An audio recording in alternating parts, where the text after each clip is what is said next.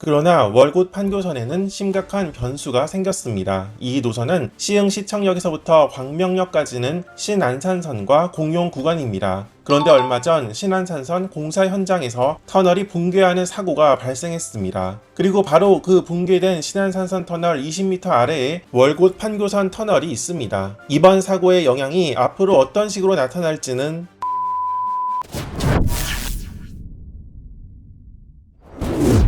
오늘은 2025년부터 2029년까지 KTX 고속철도망이 어떻게 변화할지 살펴보겠습니다. 철도 개통은 계획대로 진행되지 않는 경우가 많은데 공사 지연, 예산 문제, 예기치 못한 사고 등으로 인해 예정일이 뒤로 밀리는 사례는 수도 없이 많습니다. 따라서 오늘 소개하는 내용 역시 향후 일정이 바뀔 수 있고 열차 투입이나 정차역도 변경될 수 있다는 점을 미리 알려드립니다. 현재 KTX 노선은 모두 서울 혹은 수도권 지역을 기점으로 하는 노선들입니다. 그렇지만 이르면 올해 연말 비수도권 지역 최초 고속철도 노선이 등장할 예정입니다. 바로 부산 부전역에서 강릉역으로 가는 동해선 KTX입니다. 사실 이 구간은 이번 1월 1일에 개통했지만 일반 열차인 ITX 마음과 누리로 열차만 운행하고 있습니다. 그래서 부산에서 강릉까지 생각보다 소요시간이 오래 걸리는 편인데 그래도 이용객이 많은 편입니다. KTX 이음 열차는 앞으로도 계속해서 추가 도입이 예정되어 있습니다. 그래서 KTX 이음이 도입되는 대로 동해선 부산 부전역에서 강릉역 구간에도 KTX가 운행할 예정입니다. 그러면 현재 5시간 정도 걸리는 부전역에서 강릉역 구간 소요시간이 조금 더 줄어들 것으로 보입니다. 동해선 구간을 살펴보면 태화강역에서 삼청역까지는 시속 200km로 달릴 수 있습니다. 하지만 부전역에서 태화강역 구간은 시속 120에서 150km, 삼청역과 동해역 사이는 시속 70km에 불과합니다. 결국 KTX 이음이 도입된다 해도 태화강역에서 삼청역 구간을 제외하면 고속 운행은 어렵다는 뜻입니다.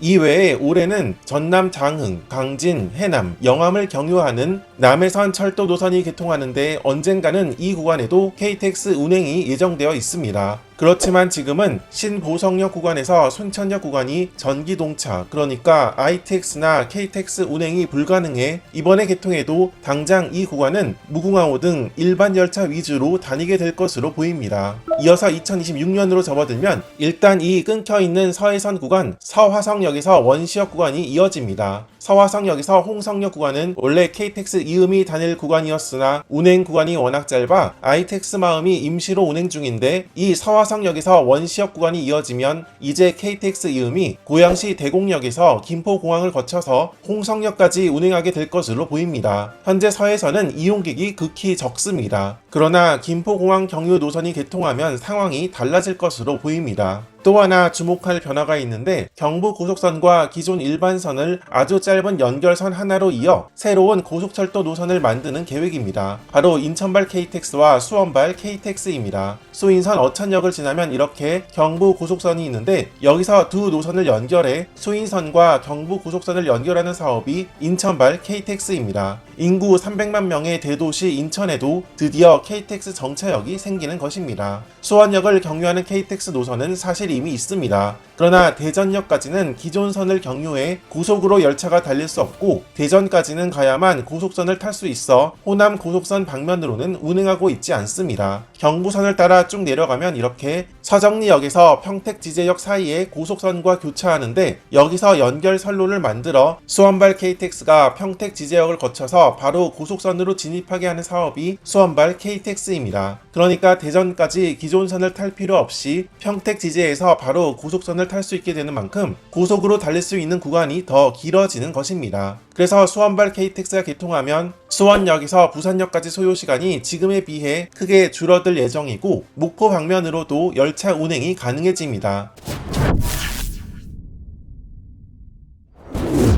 앞서 이르면 올해 말 비수도권 최초 고속철도 노선이 개통할 예정이라 했는데 원래 계획대로라면 이 부전 마산선을 경유하는 노선이 비수도권 최초 고속철도 노선이 되었어야 합니다. 그러나 2021년 낙동강 하자터널 붕괴 사고로 인해 아직까지 복구공사 중입니다. 부전 마산 복선 전철이 개통하면 부산 부전역에서 순천역까지 KTX 이음이 직접 연결이 가능해지지만 개통이 계속 연기되고 있어서 2026년 개통도 확정적으로 보기는 어렵습니다. 있습니다. 그리고 2027년으로 넘어오면 현재 예정된 KTX 노선이 3곳 있습니다. 우선 첫 번째로 장항선 구간의 개량과 전 구간 전철화가 2027년 정도에 모두 완료될 예정에 있습니다. 일단 광천역이 속해 있는 신성역에서 주포역 구간은 아직은 개량이 되지 않은 구간인데 이 구간의 개량 공사가 2027년에 모두 완료된다고 합니다. 완료되면 광천역은 현재의 위치에 역사 신축이 이루어지고 청소역은 문을 닫을 예정입니다. 또 이 시기에 장항선 전 구간의 전철화가 완료됩니다. 그러면 2026년에 대곡역에서 홍성역까지 운행하는 KTX 이음 열차가 익산역까지 운행이 가능해집니다. 강원도 대표 관광도시인 속초로 가는 KTX 공사도 현재 한창 진행 중에 있습니다. 이 노선은 경춘선의 종점 춘천역에서 시작되어 화천, 양구, 인제, 백담을 거쳐서 속초로 가는 93km의 철도 노선입니다. 그러니까 강릉행 KTX가 중앙선과 연결된다면 속초행 KTX는 경춘선과 연결하는 것입니다. 이렇게 되면 현재 기차가 가지 않고 있는 속초시도 드디어 기차를 이용해서 갈 수 있게 되며 중간에 화천, 양구, 인제군도 KTX 기차역이 생기는 것입니다. 목포로 가는 호남 고속선은 현재 광주 송정역까지만 고속선이 만들어져 있습니다. 광주 송정역에서 목포역까지는 기존 호남선을 따라 운행하고 있습니다. 이 구간의 고속선 공사도 진행 중에 있는데 이 호남 고속철도 2단계도 2027년 정도 완공을 목표로 하고 있습니다. 기존 호남선은 이렇게 나주, 함평, 무안을 지나는데 무안읍 중심지에서는 조금 거리가 떨어진 곳으로 지나고 있습니다. 호남 고속철도 2단계는 나주역을 지나 고막원역까지는 기존 호남선을 이용한 다음 고막원역에서 고속선을 신설, 무안 국제공항 앞 무안공항역을 경유한 다음에 임성리역을 지나 목포역으로 향합니다.